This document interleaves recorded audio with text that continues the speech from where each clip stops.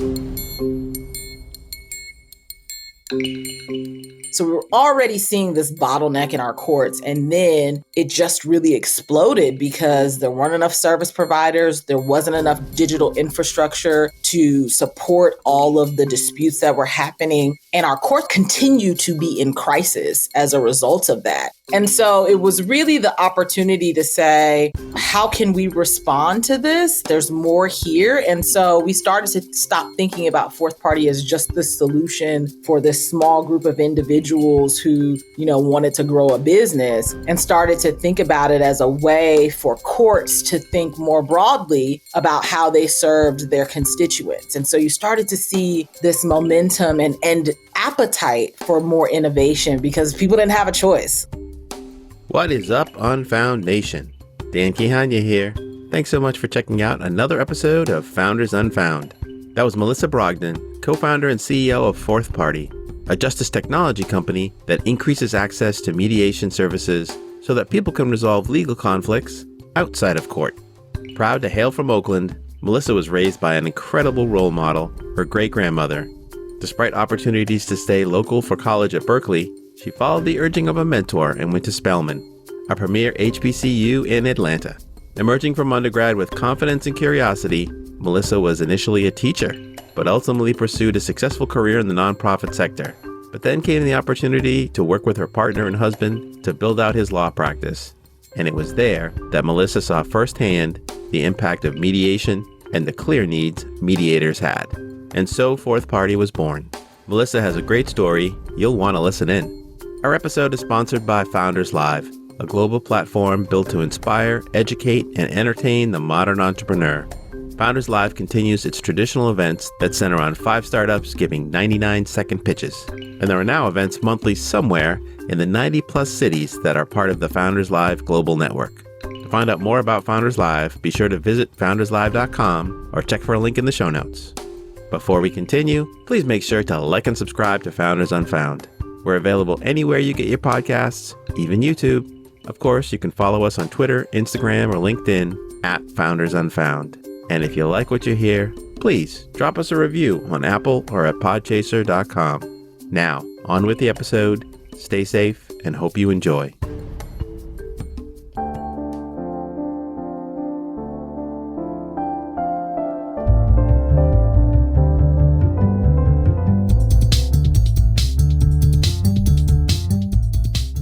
Hello, and welcome to Founders Unfound, spotlighting the best startups you don't know yet.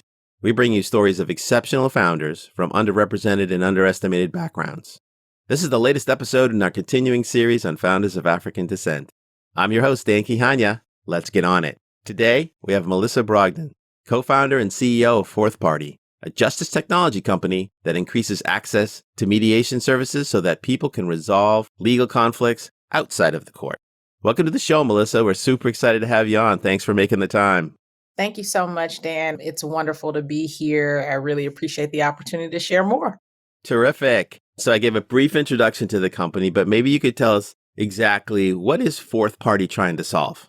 Absolutely. I'd like to contextualize what FourthParty is with a story. When I think about our justice system, I very quickly think about my great-grandmother who raised me. She was an entrepreneur and she was a property manager. And when she found herself in a legal dispute, she, having had an 8th grade education, took us down to the law library and tried to figure out how she could represent herself because she couldn't afford an attorney. What she actually needed was a mediator. So mediators are really exceptional negotiators that are so good at their job that even attorneys use them to help solve conflicts. But they're hard to find. People like my great-grandmother had no idea that they were accessible to her. And so FourthParty is really on a mission to connect the people who are in need of affordable legal services with the people who can provide alternatives to dispute resolution. And so that's really what we're about.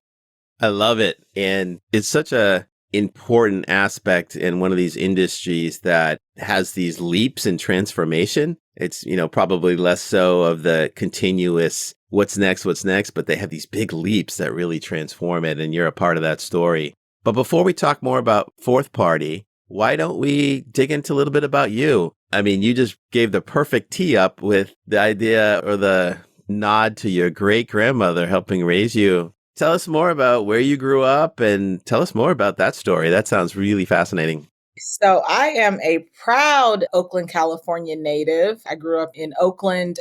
It's certainly in the 90s, which it certainly isn't sort of the tech hub that it is today. But I grew up in a community called West Oakland, which, wasn't short on ambition, but maybe short on resources. And my great grandmother raised me there. And so I really got a lot of my formative experiences around resilience and just being tenacious from that background. And, I took a leap when it was time for college. I came down to Atlanta to attend Spelman College, one of the best decisions that I have made in my short life, and really found myself looking for a pathway to really pay back all the investment that had been put into me as a child. When I think about where I grew up, a lot of the kids from that neighborhood did not get the opportunities that I had to attend college on a full scholarship and really be able to expand my opportunities. And so I give full credit to my great grandmother. I was very, very lucky to,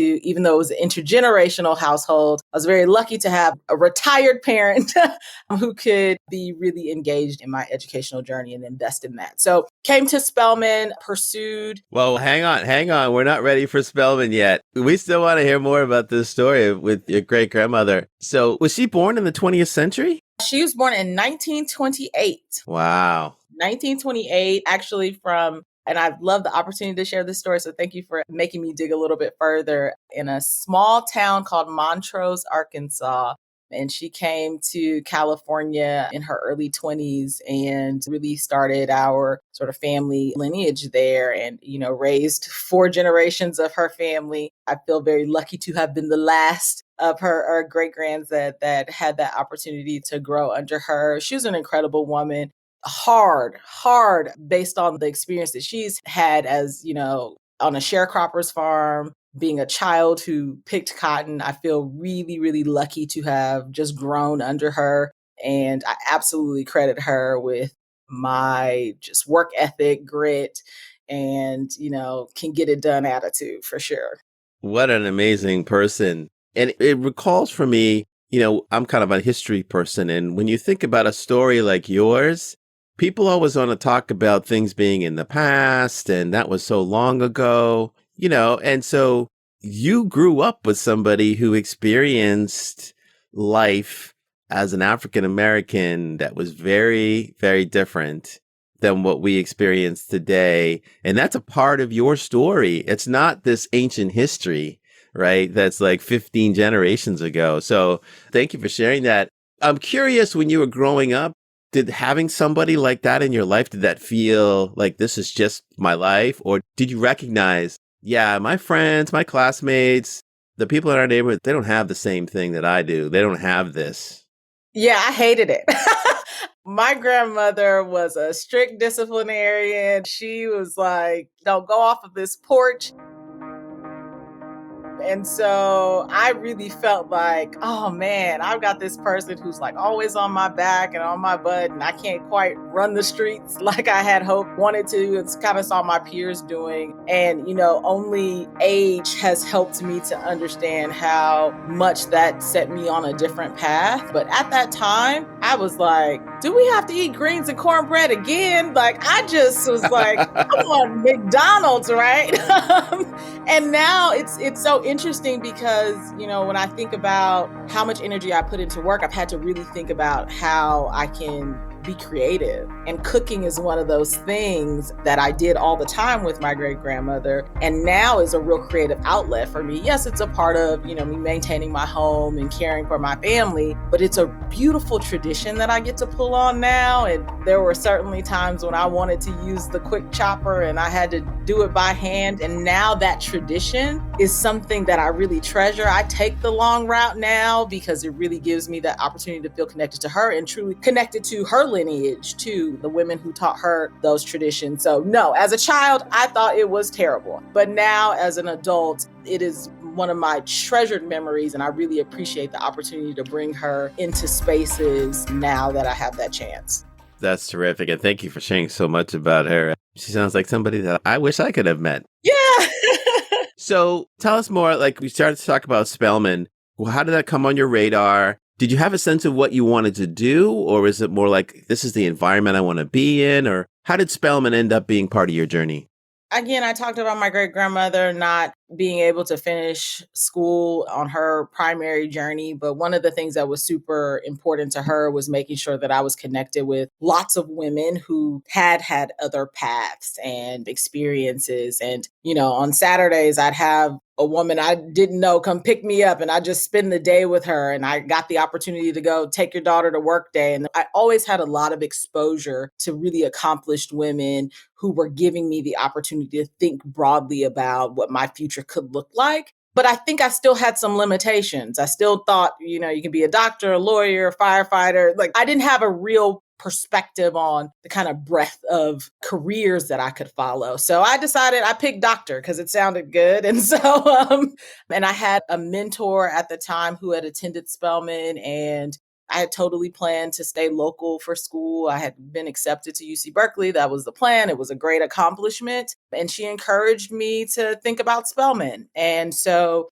I had the opportunity to visit on a new student weekend, and I got bit with the Atlanta bug. And it was really beautiful in a lot of ways. I talk about my HBCU experience as being really freeing in that culturally, I had the opportunity to interact with such a range of women thinking about what it means to be Black. I had a very sort of singular perspective on what that meant. And Spelman absolutely confronted and challenged that.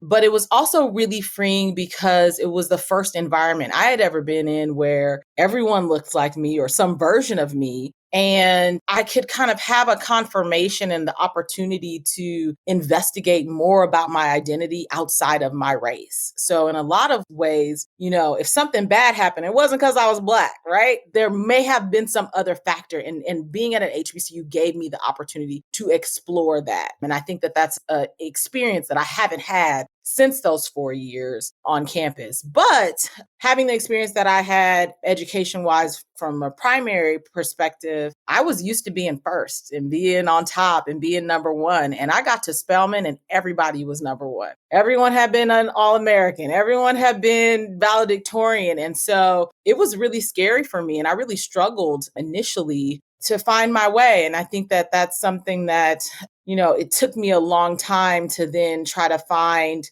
the courage to investigate a new career path coming from, I had a previous career in nonprofit and now I'm in technology. I had a lot of fear. So in some ways, Spelman gave me some freedom. And in other ways, it scared me. Those girls scared me. But it's been a beautiful relationship. And I'm a very proud HBCU grad.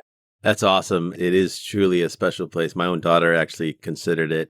And so I've heard this from several folks already who went to HBCUs, this idea of liberation, like in these formative years where at least your race is not the issue. And so you can really thrive and succeed and stumble and all of that as who you are. And in an all women's college is really a fascinating opportunity for women to have this additional liberation of, we're not dealing with that aspect of things as well. So you come out of Spelman, you're not a doctor. So obviously that path sort of ended at some point. But what drew you into sort of the nonprofit space, or what you decided to do when you were coming out of Spelman? Yeah, so I came into Spelman guns blazing. I'm going to be a doctor.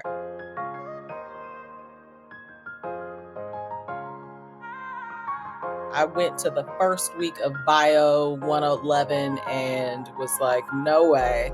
I was undecided for a while, but I was always a good writer and loved reading, and eventually found my place as an English major and really had a lot of support from that department to be curious about what other kinds of work I could do and apply my talents. So I did get an education minor, and I went on to the University of Pennsylvania to earn a master's degree in education. And it really was, the degree that I earned was sort of operated at this nexus of anthropology and education. So it was looking at the societal factors that impact an individual's educational experience. And I wrote my thesis around Black girls' experience in middle school and how the variables that they bring to the environment and how mentors impact their experience. So that was a very personal story for me and an opportunity to do some research around that. I got bit by the research bug and started working with an education research company back in California. It felt a little too disconnected from the core work for me. And to be perfectly honest, I really wasn't that good at the job, but it inspired me to consider teaching. And so I ended up being a part of a fellowship program that allowed me to be a first-year teacher in New Orleans a few years after Katrina, which was its own challenge. And I wasn't a very good teacher either. What I realized was the emotional fortitude that it requires for an individual to come into a classroom every day and the risk that we take when we don't have the right people in place. That was heavy for me. But I had a principal who saw some potential with me, and it was, maybe you're not with children, but you certainly are for children. And she helped me leverage my writing skills to start working on grant writing for the school. That launched me into a 10-year career as a nonprofit fundraiser, helping people with assets align their interests and passions with the, vast wealth that they had. And it was a really great experience for me to help to connect people to causes that they really cared about and continue to feed into my identity around giving back, resourcing vulnerable communities, and really being able to tell that story so that it would inspire people to take action. I love that journey. And I'm sure coming out of Spelman, you have a little bit of confidence. And so you can take on things like teaching. I mean, much respect to teachers. My mom was a teacher. My mother-in-law was a teacher. And I don't know that I could do it. I don't know that I have the patience. It is a gift, every single person who steps for that. But probably some of the things that you've done, I'm a firm believer that it's all part of the journey. And sometimes it's not going to be the way you continue to go and you'll pivot left or right. Well, we're going to take a short break and we'll be right back with Melissa Brogdon from FourthParty. Hi, this is Nick Hughes from Founders Live, a growing global community of entrepreneurial inspiration, education, and entertainment. The Founders Live movement includes unforgettable live-streamed happy hour pitch competitions held in over 50 cities worldwide. And the monthly events are coupled with a growing online platform where articles, videos, expert talks, technologies, and tools together help create world-class entrepreneurs. Our vision is to raise the tide for all startup regions, but specifically second and third tier markets around the world to ultimately power the pulse of early stage entrepreneurship and creativity. We'd love for you to be a part of the movement. Check it out and join for free at founderslive.com. So we're back with Melissa from FourthParty. So, Melissa, awesome career, like you said, put you into this place where you found a way to sort of leverage your skills and passions and the experiences that you had. How does FourthParty pop onto the radar from all this? So as you could hear from my story, I am not a lawyer, nor am I a mediator. Really how I got obsessed with this space was through my husband, who is a lawyer. He launched a firm in 2014 and we worked hand in hand to build that company. And as it began to grow and expand, he asked for my help to continue to grow that business, which was a hard decision because I had a path and it was going really, really well. And I had just kind of reached some milestones in my career with awards and certifications. But it was really a family decision to think about how we might be able to grow this business together. And I came in really just trying to figure out how to streamline operations at the firm. And through that process, he started investigating potentially a new revenue stream through mediation and offering this mediation services, which I thought was a terrible idea. I just got here. we've got this thing going that's working with the law. I have figured out how to, operationalize everything. Now you want to add something else to it. So it was definitely one of those, okay, I guess we'll try to figure this out. But over the course of about 3 or 4 years, mediation really took off for him. It was a really great fit for him lifestyle wise. It really took him out of this role from being this zealous advocate and more aggressive in his everyday work to being a middleman who really was a peacemaker and was trying to help people find middle ground. And what we found as he did that work, even though it was incredibly fulfilling during those negotiations, there was still a considerable workload administratively. And so trying to manage all of the aspects of now not just having one client, but at least two people on either side, or two parties, as we call them, on either side that you have to manage. And sometimes it would be 6 and 7 and 8 parties. The admin load really exploded. And so that was happening at the exact same time March 2020 hits, and his completely in-person practice turns into a virtual practice. And we've got to really figure out how to maintain the same kind of client experience that we were able to do when he was in person now in this virtual environment. And we don't know how long this is going to last. And so FourthParty really was born out of necessity for us to figure out how to sustain this business that we had built together. And at first, it was just solving his problem. How can we create a tool that communicates with his customers? How can we manage now that he's not moving from room to room, but now virtual rooms? And how do we document and help him take notes and do that in a digital capacity so that he could reference it later? We started just building those practical tools. Over time, we started having more conversations with other mediators who were struggling to make this transition. And we started to realize that there was a real need for independent mediators who hadn't quite reached the level of success that he had to be able to start managing their business operations in a much more advanced way. Things, the law is incredibly antiquated. And so this, mediation was not unique in that way. And it really struggled to transition all of its legacy paper-based systems into a digital environment.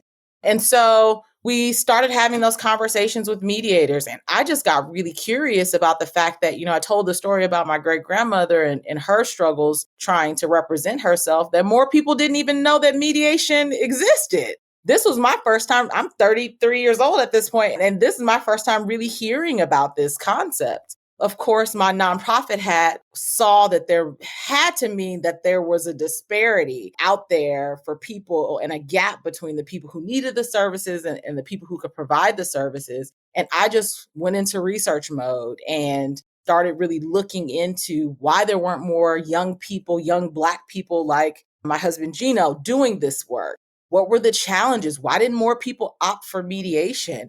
I read a research paper and it referred to the concept of technology as a fourth party, that there were two parties in conflict, that the mediator was a third party, and that we really needed to figure out how to bring technology to the table to make this career accessible, to make it the service available to the everyday person. And that was where the spark happened.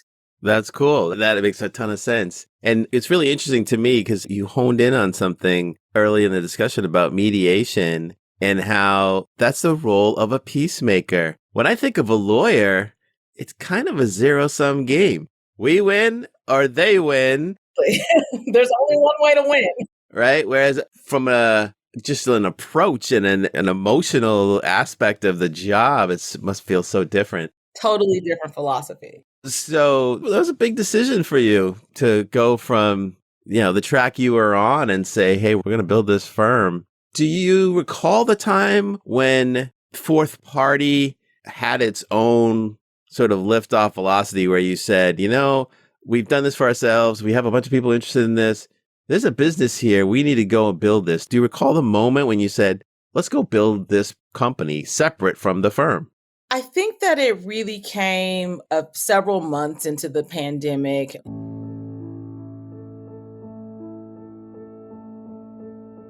As non-technical founders, we had to outsource the development of our tool. And so we're working with a small team based out of Jackson, Mississippi. And they really helped us to kind of challenge some of the assumptions we were making about whether or not that this was a viable tool, because we really were working initially just from the context of Gino's work.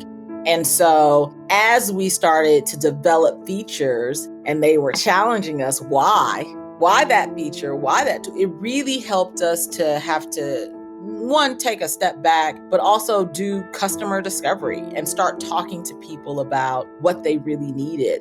I will admit that initially we had a little confirmation bias, which I think happens for a lot of founders, which is, I've already found the solution to the problem. I'm not really invested in the problem. I've got the solution.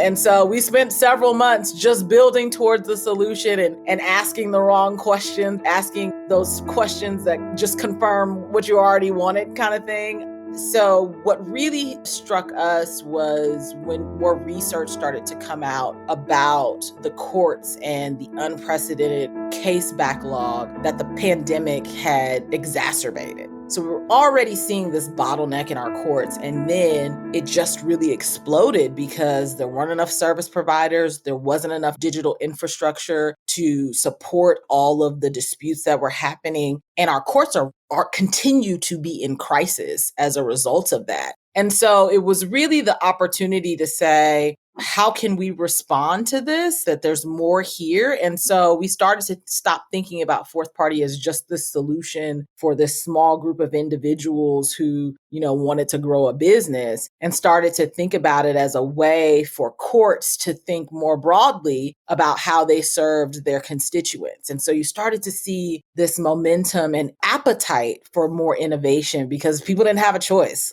And so you're seeing mediation programs growing at the law school level. And so that was one signal, like, okay, there's more investment in entrepreneurial education. What does that mean? Courts were investing more in mediation diversion programs. So they were saying, hey, we need to figure out a new way to solve this. And so I think that was really the moment for us that said, okay, let's start asking more about the problem and getting to know it better than being so invested in our solution. From that point, a 18-month process to really get to an answer and a real response to that problem, which is, yes, people need tools to stay organized and run their business efficiently, and that's all good and well. But if we can't connect those people to the people in need, we have not solved the true crisis. And so pivoting in that way and letting the feedback be our fuel was a hard thing to have to deal with because it meant, sometimes we weren't getting it right, but it definitely has paid off for us. Well, that's a healthy evolution in thinking. I mean, there's a lot of founders who come to things, especially first-time founders, very much like you're talking about, right? Like, I'm smart, I'm informed, I can figure out what I can put two and two together and see, okay, this is what I think the problem is, and this is what I think the solution is. But without involving those feedback loops and those questions, I can't remember if I brought this up on this podcast, but I know from my last company, the first time we launched our MVP, and we were like, this is revolutionary, and this is going to be so great. And we made an assumption about just being able to do one thing at a time in our app. And like within minutes of putting it out, the customer's like, why can't I do more than one thing at a time? And we're like, okay, maybe we should have thought about that. So let's unpack FourthParty a little bit more so people understand exactly. So what does it do exactly? What are the features of the tools? Who are the actual users? Tell us a little bit more about that. Yeah, so FourthParty is built by mediators for people. I mean, the reason we say it that way is because we know that the mediator is sort of connector to all of the sides. And so we have zeroed in on being sure that we have built the absolute best tools for mediators to schedule, communicate, and get paid. And then finally, we want to improve their capacity to serve. And so we are building suggestive technology that helps mediators to make smarter decisions during their negotiations to speed up the process. And again, that is all in service of our mission to increase access to the tool, but really democratize the delivery of legal services. And so we have built the largest database of mediators nationally, with a slant towards making sure that there's price transparency, that people can identify the mediator that they want to work with based on the demographic features that are important to them, based on their industry knowledge. And so it's really about bringing mediators closer to their customers.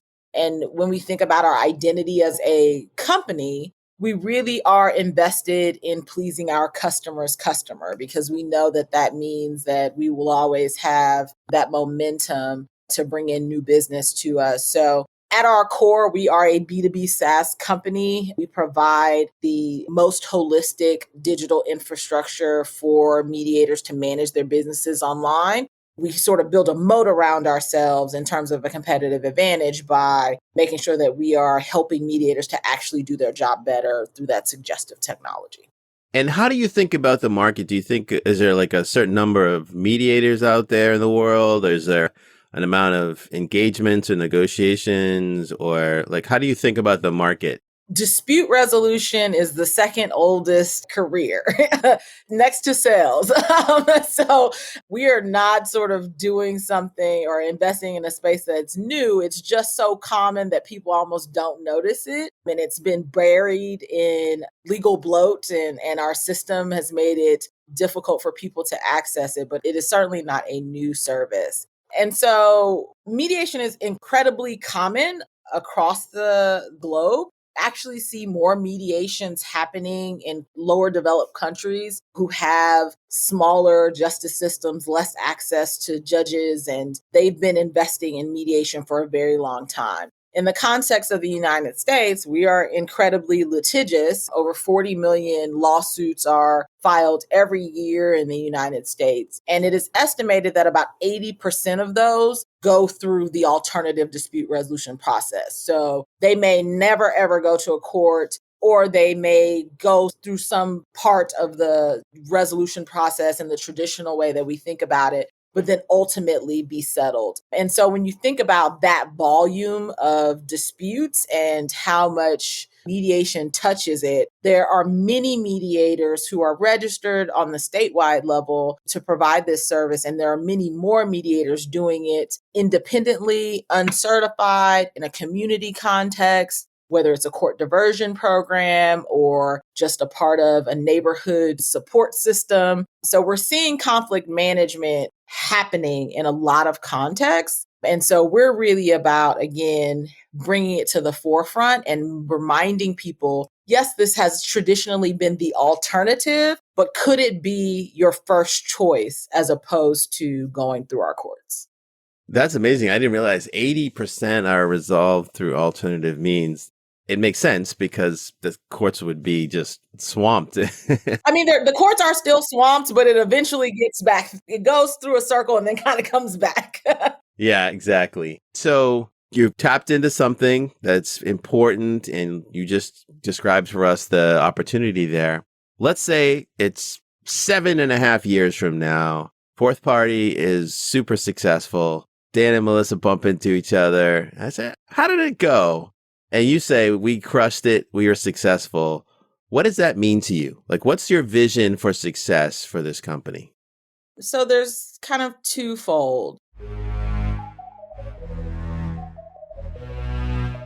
Given my background and how I grew up, I definitely want it to be a financial success. This is 7 years from now. You know, if I had my pitch deck in front of me, I'd be saying, we have the opportunity to capture a $488 million market opportunity, and other verticals, there'd be $1 billion would be in sight. So I certainly would be thrilled to be able to offer people an opportunity to come on board to a company and drive towards that financial vision. But if FourthParty is really successful, it will be because people, when they find themselves in conflict and they think about how they're going to approach resolving it, they will reach first for a mediator rather than an attorney, or rather than our small claims court. And that people will start to see the opportunity to resolve their conflicts with the support of a third party, as opposed to escalating to means that can be incredibly costly and that don't always get them what they need, which is to be heard a lot of the time. A lot of our conflict and our frustration and our pain when we feel like we've been hurt or have been hurt, a lot of the time people are looking for an opportunity to be heard. And that's why they go down to the courthouse and file a small claim. And they want to be validated, and mediators are specifically trained to understand what is important to you and how can we provide you with that so that you can move on with your life. And so I see FourthParty, yes, being a financial success and absolutely democratizing the way people access legal services. But I hope that we are also a part of creating a more peaceful society where people feel like they can find the people that they need to help them communicate and resolve conflicts more quickly. I got to say, I love that vision for our society, for us to think about what are the things that can address the underlying issues of conflict, as opposed to saying, let's jump to this remedy. I haven't seen the show yet, but I just watched the trailer for the show Beef. Have you seen this on Netflix? I've only seen the trailer too. And it's basically like this chance encounter, which was a little contentious, turns into essentially a 10 episode series of these two people escalating into the Hatfields and McCoys. And to me, that kind of sums up what you're talking about. Can we move away from that escalation and move into that resolution stage? I love that vision, and I'd love to hear that you want to be a part of that. Well, we're going to take another short break, and we'll be right back with Melissa Brogdon from FourthParty. Hi, this is Nick Hughes from Founders Live, a growing global community of entrepreneurial inspiration, education, and entertainment. The Founders Live movement includes unforgettable live-streamed happy hour pitch competitions held in over 50 cities worldwide, and the monthly events are coupled with a growing online platform where articles, videos, expert talks, technologies, and tools together help create world-class entrepreneurs. Our vision is to raise the tide for all startup regions, but specifically second and third tier markets around the world to ultimately power the pulse of early stage entrepreneurship and creativity. We'd love for you to be a part of the movement. Check it out and join for free at founderslive.com. So we're back with Melissa from FourthParty. So Melissa, as I mentioned before the break, great vision for the company. Let's switch gears a little bit. Let's talk about the journey of how do you figure out how to resource a company like this, raising money? How do you find the right kind of early partners? I watched the video. You were part of the Google Fund for Startups for Black Founders, and I saw you get emotional when they were telling you. Why was that so profound, first of all? Why did that impact you that way? I think I had a lot of insecurity initially transitioning from, my nonprofit work, and then I'm building this family business, but I'm the firm administrator, so I'm not quite in the fancy role. And then I have this audacity to announce myself as the CEO of a tech company, having no background in technology or in the law. And so I think I was really scared, and I've had to continue to confront fear and challenge that in myself. And so when we applied and were accepted to the Google for Startups program, it was really a validator for us and for myself personally that we were onto something and that I had something of value to share, even with all the limitations that I already talked about.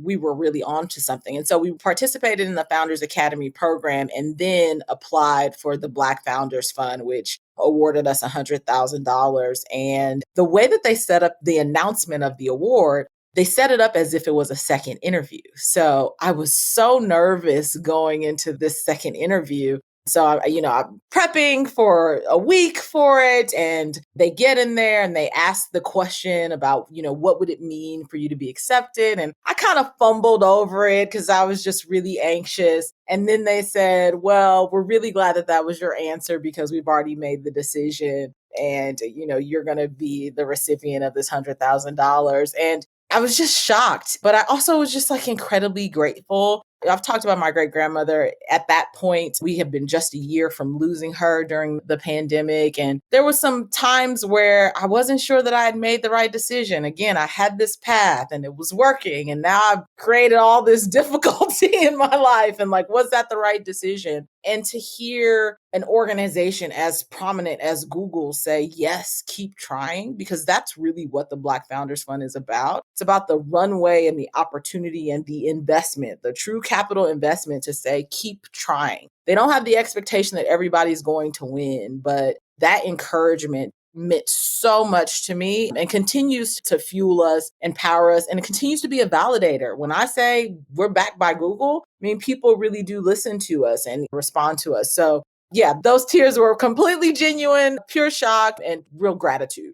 Yeah, it's a really incredible program, and it was great to see all the people's reactions. I didn't know that backstory about how they set it up, though. That's interesting. I guess what can you say? Like, hey, we're going to call you and tell you got in. It was like, well, he just told me you got in. But I want to pick up on a couple of things, though, that I hear as themes also, right? So you had trepidation, right? You used the word audacity.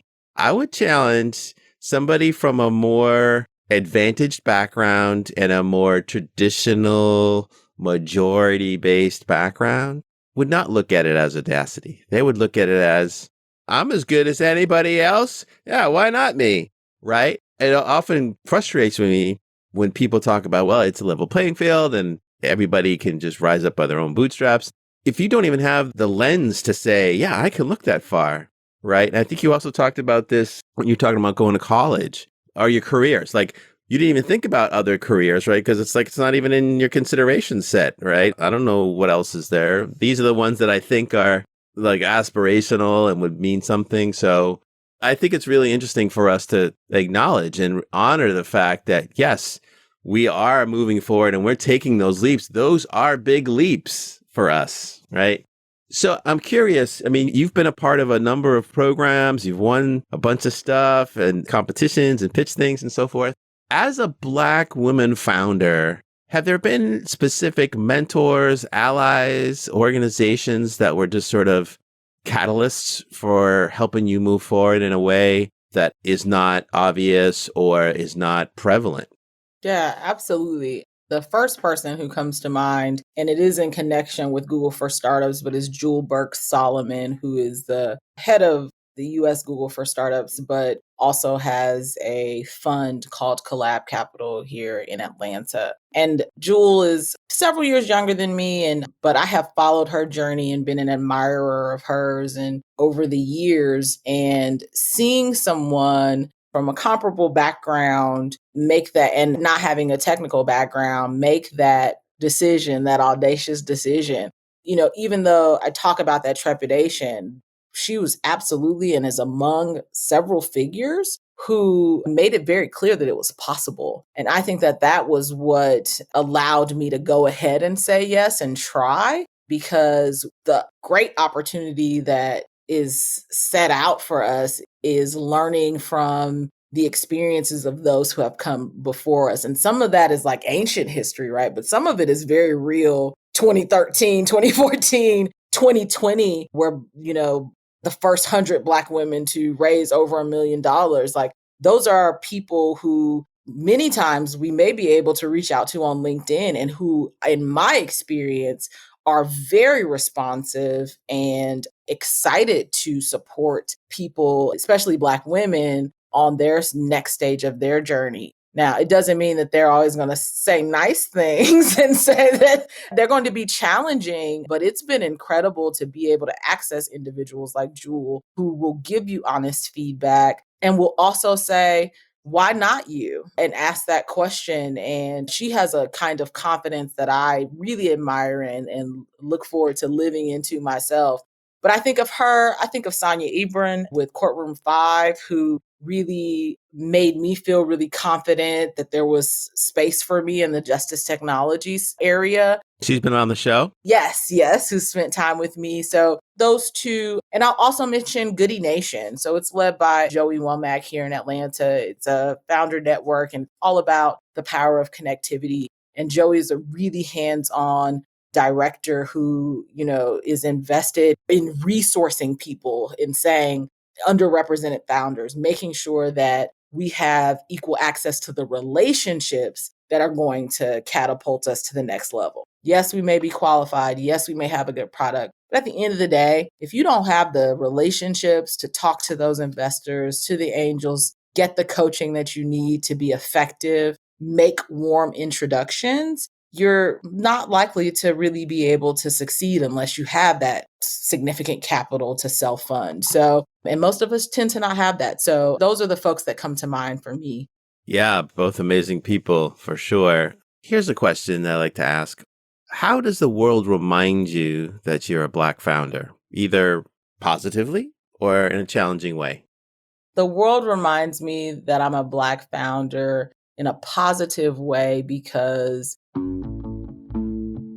our work truly is mission driven. When I think about who I mean when I say underrepresented or historically disenfranchised or under-resourced, I'm thinking about people in my family, people who are from my community, people who look like me. And while there are many other people who fall into that vulnerable category, I know that I am really lucky to be where I am and have the opportunity to use my skills and talents to build something of impact. And so I think that I can't disconnect my Blackness and my specific background from the way that I build my company. And that is why, we offer access to our solution at no cost. So there are versions of our product that do have a premium, but we know that people are doing this work in vulnerable communities, in communities of color, and they should have access to high quality tools as well to do the peacekeeping that they do. And so I think that I'm reminded about my Blackness as I build the mission of FourthParty, because it absolutely cannot be disconnected from the fact that we want vulnerable people to have access to high quality legal services. Yeah, it's really interesting. In my day job, I work with founders in the outdoor space who are Black and brown. And in some cases, they very much lean into the heritage, my culture, my background informs how I'm trying to deliver value to the marketplace. And other times they just say, hey, I'm just trying to build a better mousetrap. I'm proud of my heritage and I lean into it, but that isn't necessarily as connected. But I love what you're talking about, this idea that there's a vulnerability that you can identify with. And so that's material for how you're thinking about making impact and growing the company. In terms of fundraising, how do you think about that experience? I mean, most people look at it as it's just kind of a necessary thing. What has been your experience so far? Yeah, so I am actively raising our pre-seed round. And, it's painful, but it's not so much because of the no's. I expect the no's. When I talk about the people who I'm looking up to, Jewel has said she's gotten 90 something no's before she got a yes. So I anticipate that this is going to be a journey towards that first yes. But I think the painful part of it is the feedback and having to decide what to do with it. Because some of it is consequential and you got to see if it makes sense to engage it and incorporate it and make a decision about it. And some of it you have to let go and be so focused, hyper focused on the mission at hand and what you know to be true about your product as you talk with people who may or may not have any concept about the market and are just taking your word for it. And so I think being resilient around that, but also making decisions really quickly is really harrowing and exhausting. And so that's the part that is painful, that I recognize there's still 120, 160, maybe 6 months of me constantly taking in feedback, making really smart decisions about what I do with it, and hoping that the next conversation, that I can take something from that to inform the next conversation and make it productive. And so that's been my experience so far. Wow. For somebody who's been in the startup world for such a short time, you have such a profoundly mature view of this. Thank you. Thank you. And you're right. That is part of the cognitive challenge that we face. One of the many you face as a founder, which is when do I take input, synthesize it in? When do I stop everything and say, when do I say, that wasn't really that informed. And yeah, let's put that aside. Maybe we'll bring it back, and figuring out which falls into which category. And Dan, my first career was in fundraising, right? So I'm used to hearing the no. And what we really had to really engage around was that the right donors, you really don't have to sell too hard to them.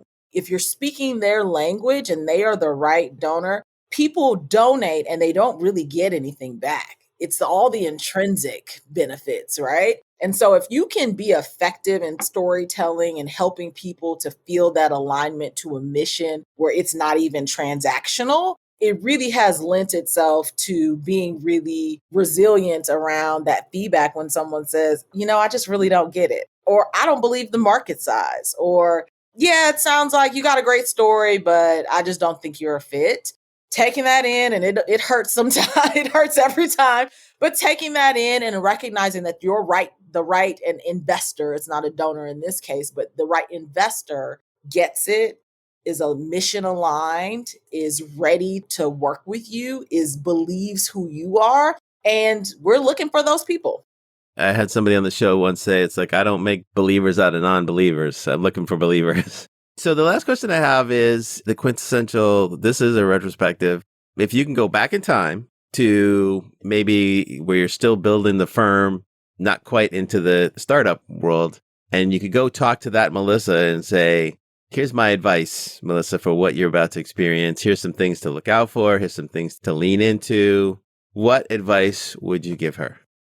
I think I would say it is okay to be last. So I was a kid who liked being first. I wanted to be the line leader. I wanted my name at the top of the list. I was, trying to be teacher's pet. I got the scholarship. I did the thing. Give me my gold star. And so first, we're capitalistic society. We're very obsessed with first place. And it's very hard for us to find value when we don't end up in that first place. But over the course of building FourthParty, there have been other companies who have set out on a similar mission to ours who are no longer here. And so really what I would say to myself is that you don't need to be first, just be the last man standing. There's so much wisdom in last place. You kind of have the perspective and freedom to make really smart decisions and learn from the mistakes of other people. And I think I got distracted about not being first and being older and, not making a decision fast enough. And I spent a lot of emotional energy with that when I probably could have directed it towards figuring out how to be the last man on the podium. And so now we have really invested in how do we endure? The pandemic happened. We're looking down at a recession. There's all kinds of things that are happening that are saying, this is a terrible time to raise. This is a terrible time to be a founder. It's a terrible time to be a Black founder. And we're thinking about endurance. So it's okay to come in last, sis. I think that's what I would say to her. I love that. We do get obsessed about the first. Again, I'm a history person. It's like I often bring up, do you know who was the first person to invent TV? And most people don't know. And there's a farm boy named Philo Farnsworth from the Midwest that, died penniless and no benefit from that. But, well, this has been an awesome conversation, Melissa. We always like to end with a call to action for Unfound Nation. What ways can we be helpful to you or to FourthParty? We are always looking to work with smart people who are invested in growing mission-driven organizations. So I would love to connect with you on LinkedIn. Please do follow FourthParty for updates on LinkedIn. While we are a justice technology company, we are invested in helping people to learn more about mediation and alternative resolution overall. So even if you don't find yourself in a conflict, there may be some useful information there. If you want to get in touch with us, I am accessible at hello@fourthparty.app, and that's all written out, FOURTHPARTY.app. So we'd love to get connected with you. As I mentioned, we are actively raising around. So if you'd like to give me some feedback on my pitch, I'd love the opportunity to do that. And really thank you for listening to us today. Awesome. Well, Melissa, I've really, really enjoyed the conversation. Lots of great nuggets you've dropped, and I'm excited for when this comes out. So thank you again for making the time. Thank you. Thank you. Thank you for the opportunity, Dan. We'd like to thank our guest, Melissa, and our sponsor, Founders Live. This podcast was produced by me, Dan Quijana, with audio editing and production by We Edit Podcasts. Don't forget to subscribe wherever you listen to podcasts, or simply go to foundersunfound.com/listen to. That's listen, T-O. And follow us on Twitter, Instagram, or LinkedIn at Founders Unfound. And make sure to tell your friends about us. We so appreciate every new listener. Thanks so much for tuning in. I am Dan Quijana, and you've been listening to Founders Unfound.